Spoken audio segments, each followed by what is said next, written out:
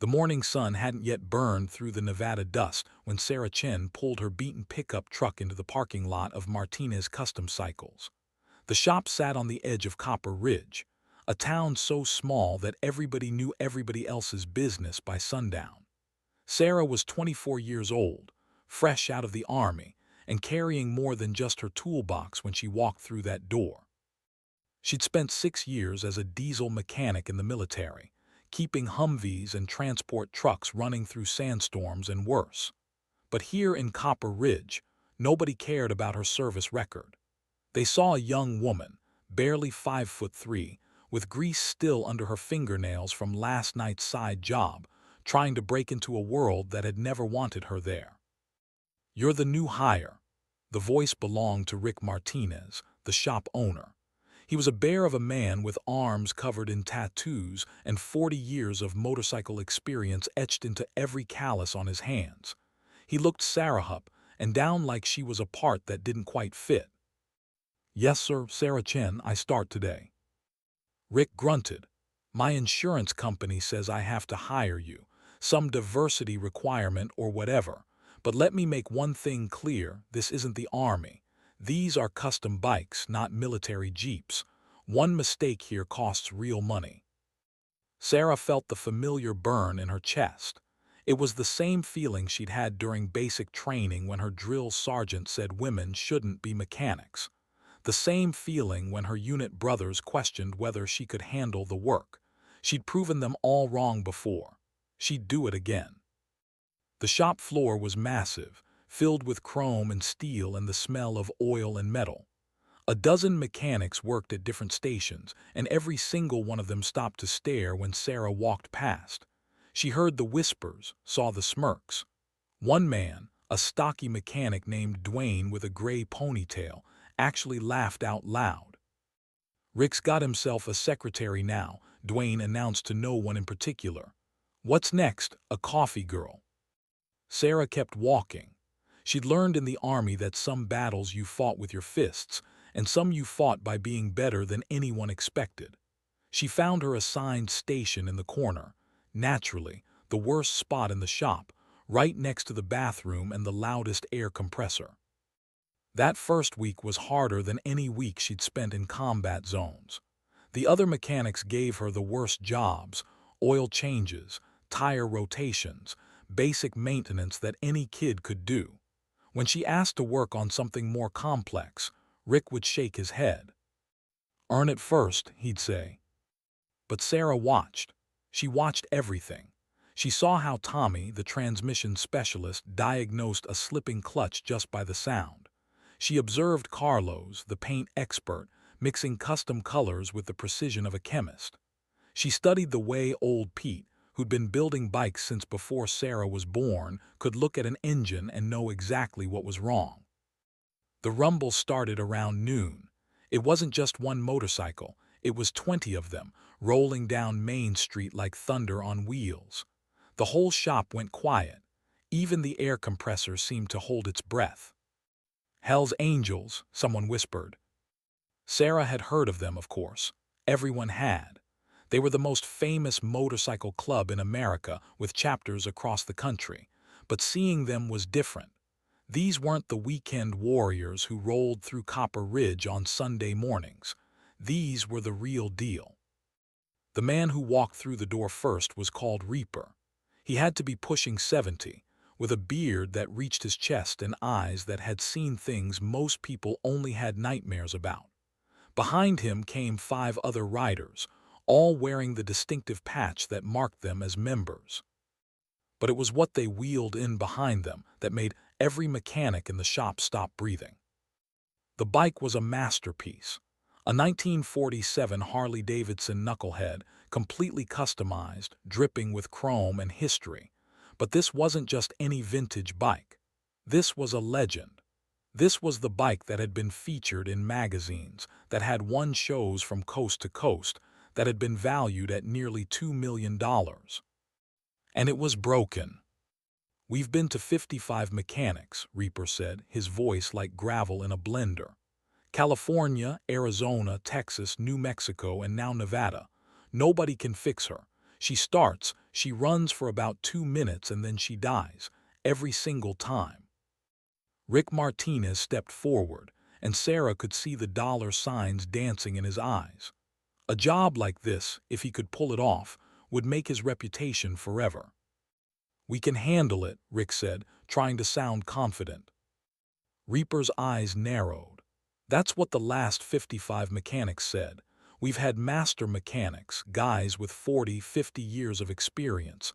We've had factory-trained Harley specialists. We've had engineers with degrees longer than my arm. Nobody can figure it out." "What's the symptom exactly?" Rick asked. One of the other angels, a man they called Spider, spoke up. "She fires up perfect, purrs like a kitten. You can rev her, shift her, everything seems fine. Then exactly 2 minutes and 15 seconds later she dies. Every time, like clockwork. And you can restart her." This was Pete, the old-timer, leaning in with interest. "Yeah, she'll start right back up. Run for another 2 minutes, 15 seconds, then die again. We've replaced the fuel system 3 times, the electrical system twice. We've rebuilt the carburetor, changed the timing, checked the compression. Everything tests perfect." Rick was already rolling up his sleeves. "Pete, Tommy, Dwayne, you're on this. I want this bike diagnosed by end of day." The 3 mechanics descended on the Harley like surgeons on a patient. Sarah watched from her corner, knowing better than to offer help, but she couldn't stop looking at that bike. There was something about it that called to her, some puzzle piece that didn't fit right. The afternoon turned into evening. Pete checked the timing chain 4 times. Tommy rebuilt the carburetor from scratch. Dwayne tested every electrical connection with a multimeter. Rick supervised, making calls to old contacts, consulting manuals that were older than Sarah. At 6 o'clock they started the bike. It roared to life, beautiful and powerful. The angels watched with hope in their eyes. 2 minutes and 15 seconds later, it died. "Damn it!" Rick slammed his hand on the workbench. They tried again, and again, and again, same result every time. By 9 o'clock that night, Pete threw up his hands. "I don't know, Rick, this is beyond me." Tommy agreed. "There's something wrong with this bike that I've never seen before." Dwayne was already walking away. "This is cursed, man. That's the only explanation." The angels left the bike overnight, saying they'd be back in the morning. Reaper looked Rick in the eye before he left. "You're number 56. Don't disappoint us like the others." After they left, Rick turned to his crew. "Double pay for anyone who figures this out." But one by one, the mechanics shook their heads and went home. By 10 o'clock, the shop was empty except for Rick and Sarah. "You should go home too," Rick said, not even looking at her. Sarah stood her ground. "Let me try." Rick actually laughed. You've been here 2 weeks. I've got guys with decades of experience who can't crack this." "Then what do you have to lose?" Rick stared at her for a long moment, then he shrugged. "Fine, knock yourself out, but don't break anything or you're fired." He left, and Sarah was alone with the $2 million mystery. She didn't start with the engine. She started with the story. Why would 55 mechanics miss something? What could cause such a specific, timed failure? It wasn't fuel, that would be random.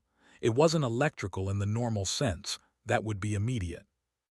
Sarah walked around the bike 3 times, just looking. Then she did something none of the other mechanics had done. She got down on her hands and knees and looked at the bike from underneath. That's when she saw it. A small, almost invisible wire running along the frame. It wasn't original to the bike. It was too new, too clean. She followed it with her eyes, tracing its path from the front of the bike to the rear. Her heart started pounding. She grabbed a flashlight and looked closer.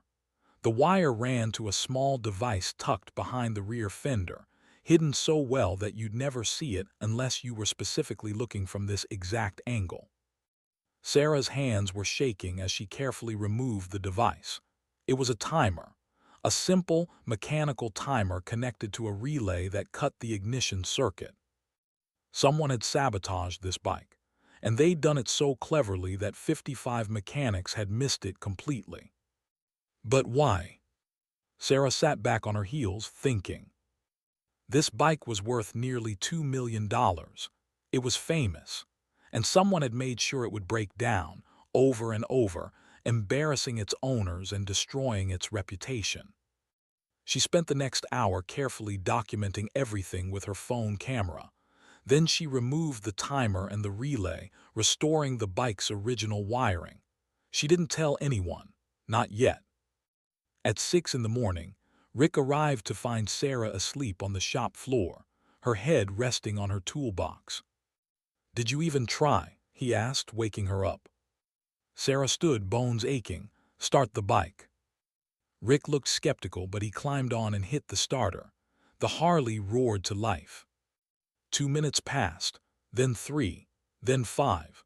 The bike ran perfectly, the engine purring like it had never had a problem in its life. Rick's jaw dropped.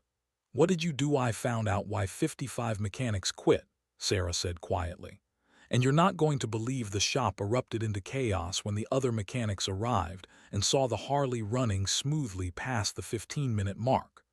Dwayne stood there with his mouth open. Tommy kept shaking his head in disbelief, and old Pete actually took off his cap in what looked like respect.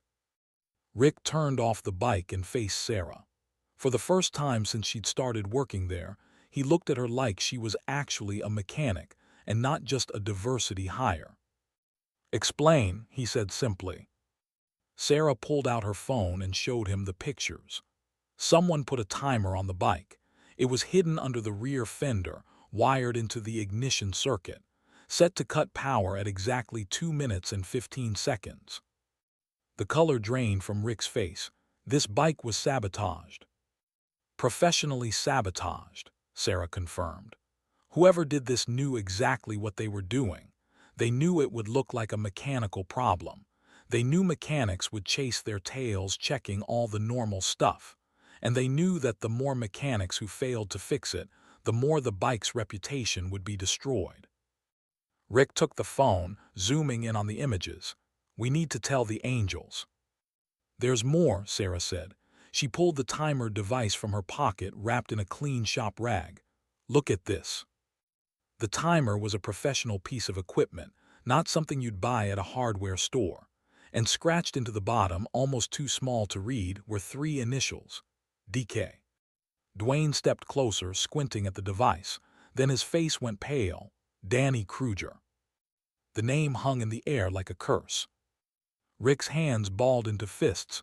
"You're sure?" "I've seen his work before," Dwayne said, and for the first time, Sarah heard something like respect in his voice when he spoke to her. "DK always marks his custom parts. It's like a signature. Danny Kruger worked here, 5 years ago?" 6, Rick said. "I fired him for stealing parts. He swore he'd get revenge, make sure my shop never worked on another big job." Rick looked at the Harley with new eyes. "He must have gotten to this bike before it came to us. Maybe at one of the other shops." Tommy pulled out his phone. "I'm looking him up. Yeah, here it is. Danny Kruger works at Ace Custom Motorcycles in Phoenix. That's shop number 43 on the Angels list." Sarah felt the pieces clicking into place. He worked on the bike in Phoenix, planted the timer, and knew that every shop after that would fail. The Angels would give up, the bike's reputation would be ruined, and you'd be just another name on the list of mechanics who couldn't fix the famous Hell's Angels Harley. "That son of a—" Rick stopped himself, but his anger was clear. "When the Angels get here, we tell them everything." But Dwayne shook his head. "Rick, think about this. These are Hell's Angels we're talking about. You tell them one of their bikes been sabotaged, that someone's been making fools of them across 5 states. You really think they're going to handle that through proper channels?" The shop went quiet. Everyone knew what Dwayne meant. The Hell's Angels had a reputation, and it wasn't built on forgiveness and understanding. Sarah spoke up. "We have to tell them the truth. They deserve to know." "The girl's right," Pete said, surprising everyone. "You can't keep this from them, but we need to be smart about how we say it." Rick ran a hand through his hair. Okay, okay. When Reaper gets here, I'll explain everything. Show him the evidence. Let him decide what to do with it. 2 hours later, the rumble of motorcycles announced the Angel's return. Reaper walked in first, his face set in the same hard expression as the day before. He looked at the Harley, then at Rick. Well, Rick took a breath. Start her up. Reaper's eyebrows rose, but he climbed on the bike. The engine roared to life, and this time, Sarah saw something different in the big man's face. Hope. 5 minutes passed, then 10, then 20. The bike ran perfectly. Reaper shut it down and climbed off slowly, like a man afraid to believe what he was seeing. You fixed her. Not exactly, Rick said. We found the problem, but you need to hear the whole story. They gathered in Rick's office. Reaper, Spider, and the other Angels, along with Rick, Sarah, and the senior mechanics.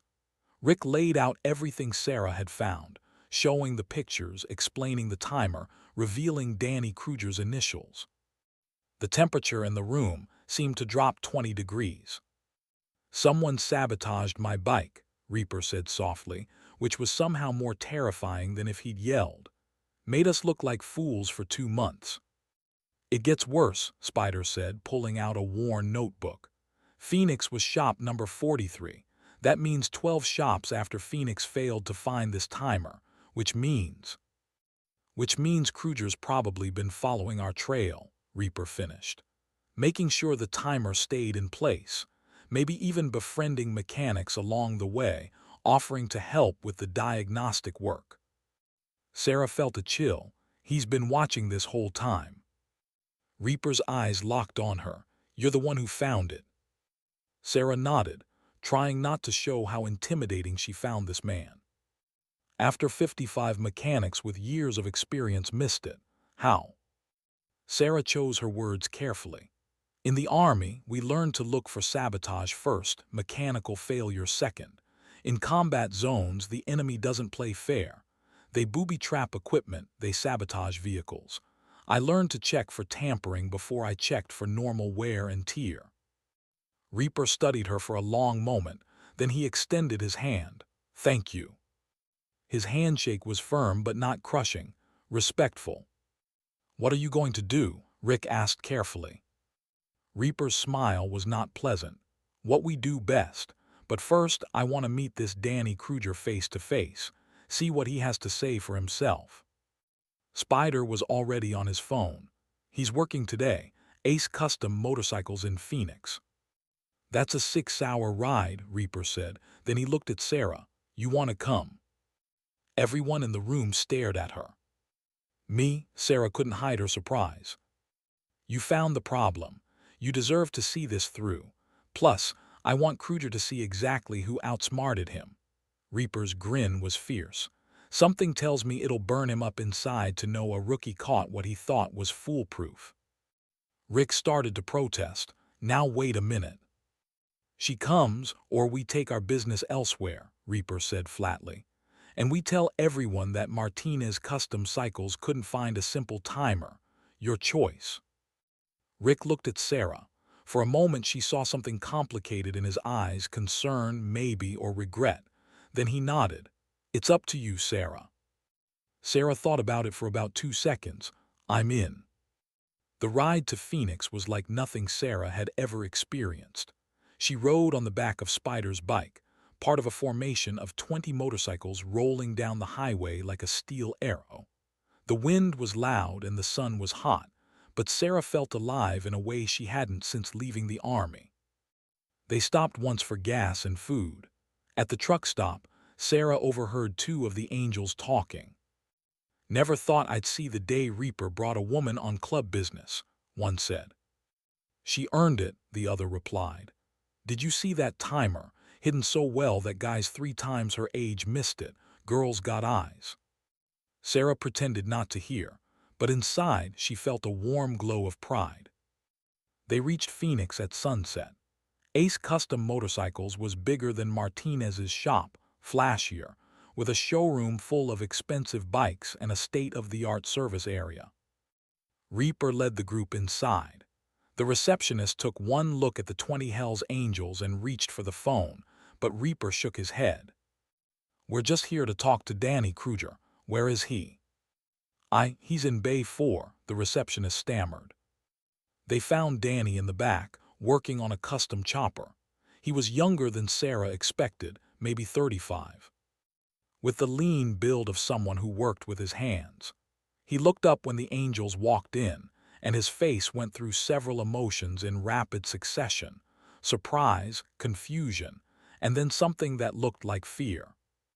"Reaper," he said, forcing a smile. "What brings you guys here? That old knucklehead acting up again?" "Actually, she's running perfect now," Reaper said. "Thanks to someone who's a lot smarter than you thought." Danny's smile faltered. "That's great, man. I'm happy for you." "Are you?" Reaper moved closer. "Because I'm wondering why you'd be happy about something you spent 2 months trying to prevent." The color drained from Danny's face. "I don't know what you're talking about." Sarah stepped forward, pulling the timer device from her pocket. "These your initials, DK." Danny stared at the device like it was a snake. His mouth opened and closed, but no words came out.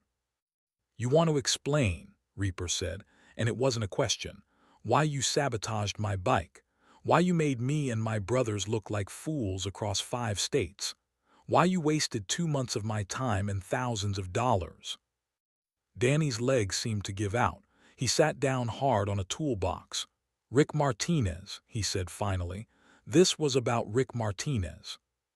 "Explain," Reaper commanded. And Danny did.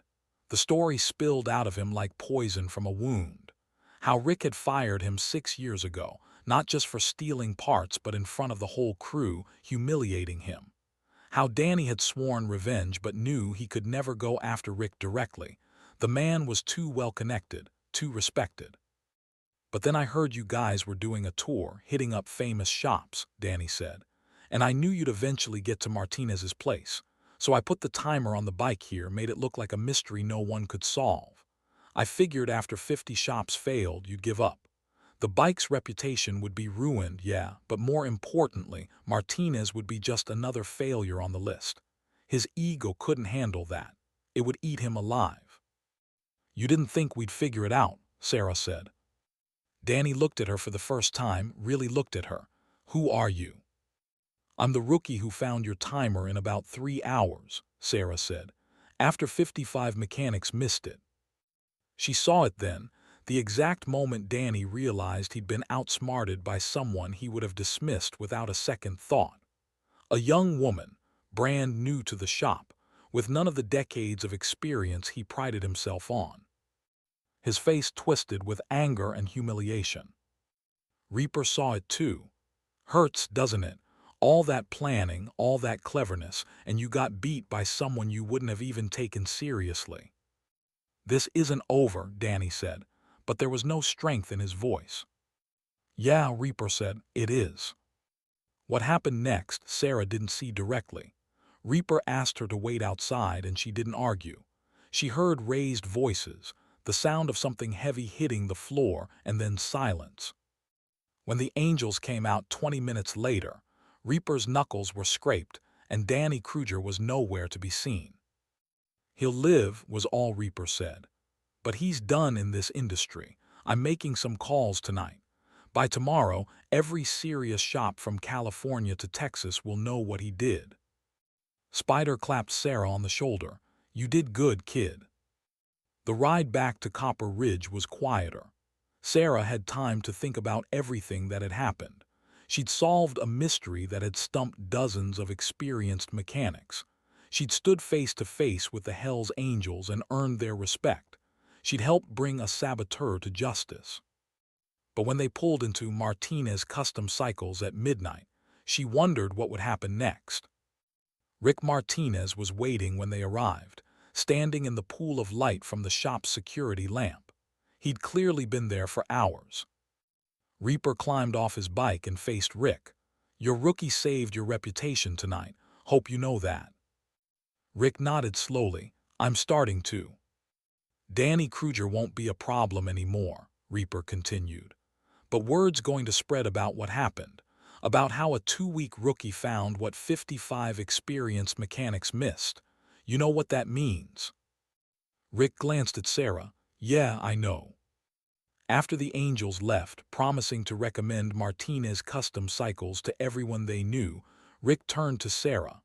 The shop was quiet, just the two of them in the parking lot. I owe you an apology, Rick said. Several, actually. Sarah waited. I hired you because my insurance company made me.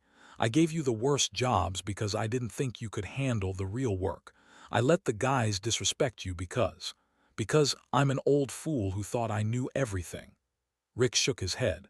You proved me wrong in every way possible. Thank you, Sarah said simply. Come in Monday. We're going to talk about your new position. New position. Rick smiled, and it was genuine. You think I'm going to keep my best diagnostic mechanic doing oil changes? You just saved this shop, Sarah. Time I started treating you like it. Sarah felt tears threatening and blinked them back. I appreciate that, Rick. I really do. But that weekend, Sarah did a lot of thinking. She thought about the army, where she'd had to prove herself every single day. She thought about Martinez custom cycles, where she'd faced the same battle. She thought about Danny Kruger, whose bitterness and need for revenge had consumed 6 years of his life. And she thought about what she really wanted. Monday morning, Sarah walked into Rick's office with an envelope in her hand. Rick looked up from his paperwork, smiled when he saw her. Good timing. I was just working out your new salary. How does 40% more sound? It sounds generous, Sarah said, but I'm turning it down. Rick's smile faded. What? Sarah handed him the envelope. That's my 2 weeks' notice. I'm leaving Copper Ridge. Is this about money? Because I can go higher after what you did. It's not about money, Sarah interrupted. Rick, you're offering me respect and opportunity now because I proved I could do something amazing. But I shouldn't have had to solve an impossible mystery to be taken seriously. I shouldn't have had to embarrass 55 mechanics and impress the Hell's Angels before you saw me as a real mechanic.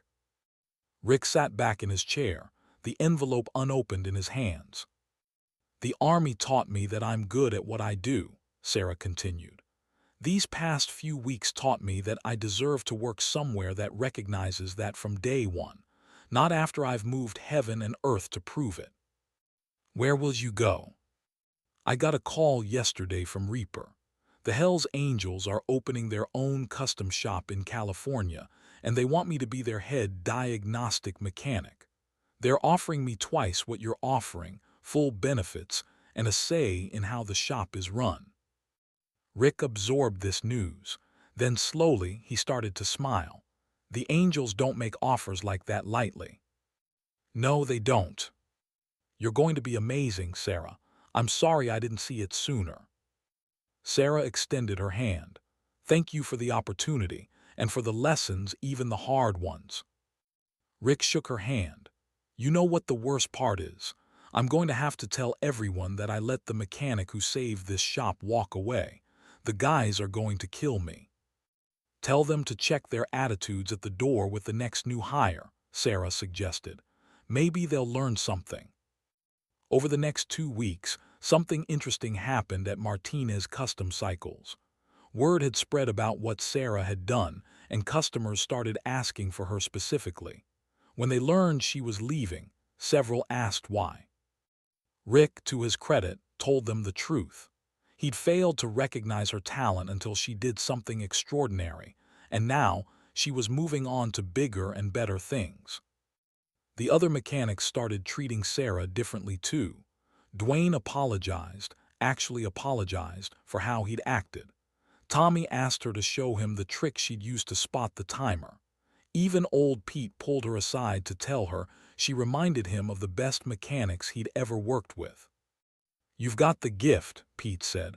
Not just the technical skill, but the way you think about problems. Don't lose that. On her last day, Rick gathered everyone in the shop. He presented Sarah with a custom toolbox, a beautiful rolling cabinet worth thousands of dollars, with her name engraved on it. "This shop is better because you were here," Rick said. "And we're all going to work harder to make sure the next Sarah Chen who walks through that door gets the respect she deserves from day one." It was as close to a promise as Sarah was going to get. She accepted the toolbox with tears in her eyes. The drive to California took 2 days. Sarah took her time, enjoying the desert scenery, thinking about everything that had happened. She'd gone to Copper Ridge looking for a fresh start after the army. She'd found something better. She'd found out what she was really worth. The Hells Angels' new shop was in Oakland, a massive facility that would handle everything from basic repairs to full custom builds. Reaper was there to greet her when she arrived, along with Spider and a dozen other angels she'd met on that ride to Phoenix. "Welcome home," Reaper said, and showed her to her workspace. It wasn't a corner by a bathroom. It was a premium bay in the center of the shop, with the best lift, the best lighting, and more tools than Sarah had ever seen in one place. "This is mine," she asked. "You're head of diagnostics," Reaper said, "which means when we get a problem nobody else can solve, it comes to you. You get first pick of projects, you set your own hours, and you have a say in who we hire." He paused. "We're building something different here, Sarah. A shop where skill matters more than how long you've been around or what you look like. We're judging people by what they can do, period." Sarah felt something loosen in her chest, a tension she'd been carrying for so long she'd forgotten it was there. "I can work with that," she said. The first few months were incredible. Sarah worked on bikes that most mechanics would never see, vintage Indians, custom Harleys, even a few European bikes that had found their way to the shop. She hired 2 other mechanics, both young women who reminded her of herself, and made sure they were treated with respect from day one. Word spread. Sarah Chen, the rookie who'd solved the Hells Angels mystery, was building a reputation.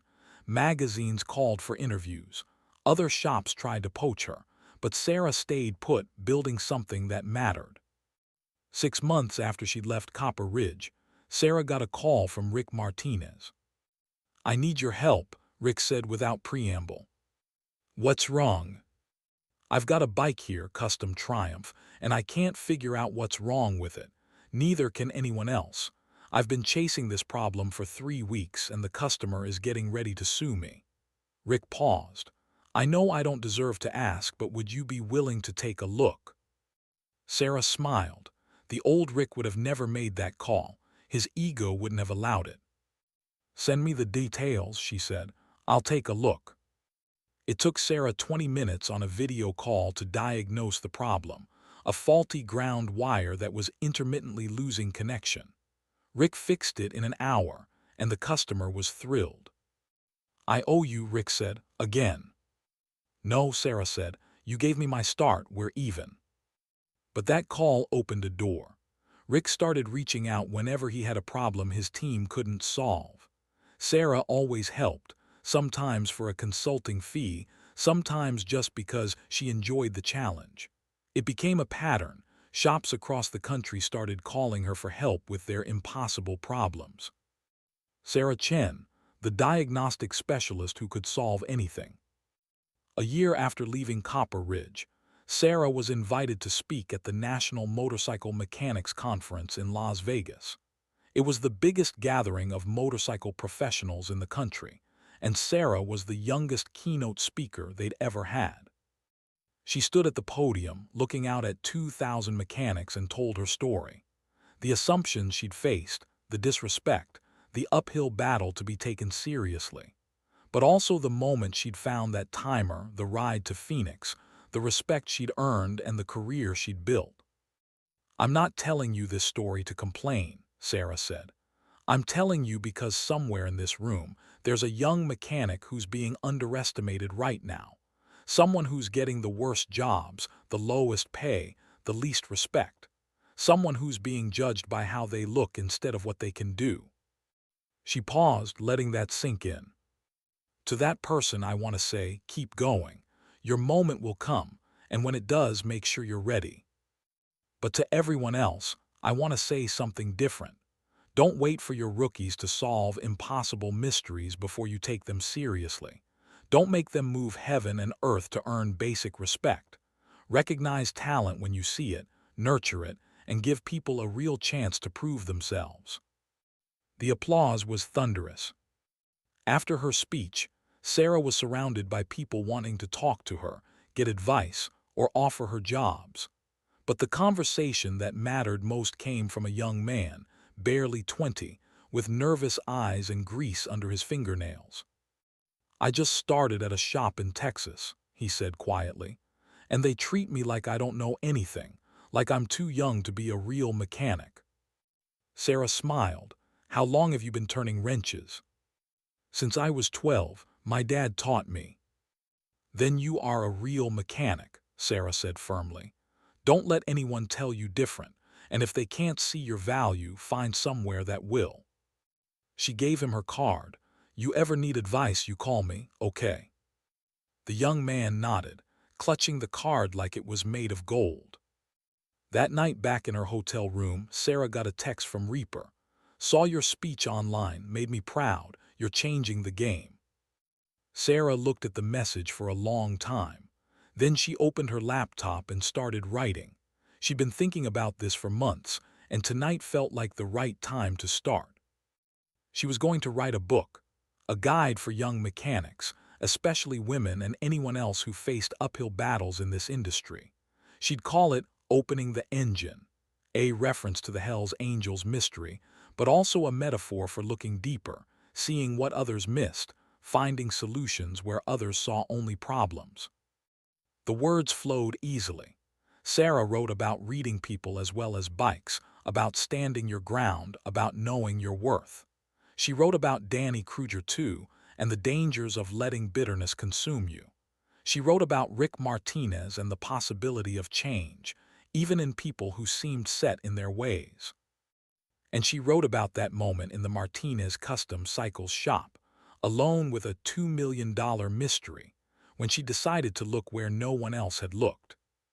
Sometimes, Sarah realized, the answer wasn't in the engine itself. It was in asking why 55 mechanics had missed it. It was in thinking differently, looking from a new angle, refusing to accept that something was impossible just because everyone said it was. 5 years after leaving Copper Ridge, Sarah Chen owned 3 custom motorcycle shops, employed 42 mechanics across California and Nevada, and was recognized as one of the top diagnostic specialists in the country. She'd been featured in every major motorcycle magazine, appeared on television shows, and consulted for manufacturers on design and troubleshooting. But what she was most proud of were the 23 young mechanics she'd personally mentored, all of them people who'd been underestimated or dismissed by other shops. Every single one of them was thriving. Rick Martinez sent her a Christmas card every year with a note that always said the same thing: "Thank you for teaching an old dog new tricks."